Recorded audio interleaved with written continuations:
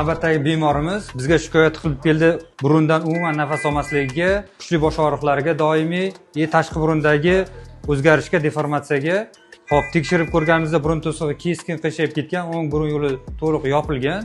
Hozir kamerada ko'rsatamiz. Bugun renaseptoplastika operatsiyasini rejalashtirganmiz. Xo'p, ko'rishlaring mumkin, burun ichlari, bu o'ng burun yo'llari, bu obrazovaniya emas, burun to'sig'ining oldingi qismi keskin qiyshayib, o'ng burun yo'liga chiqib ketgan. Hozir to'g'rilab burun yo'llarini ochamiz.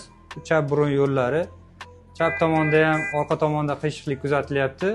Burun yo'llarini ochamiz, nafas olishini tiklaymiz va tashqi burunni to'g'rilaymiz. Natijasini ko'rsatamiz.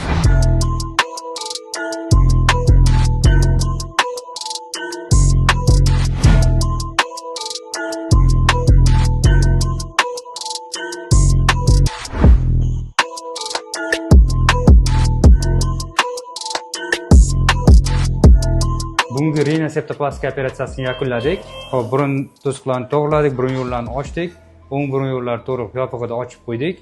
Hop, tashqi burunni ham o'z holiga to'g'riladik. Juda ham yaxshi bo'ldi, chiroyli, xudo xolisa. Ko'rishlaring mumkin, bu o'ng burun yo'llari to'liq yopig'ida, burun teshiklari ochildi. Bu chap burun yo'llari.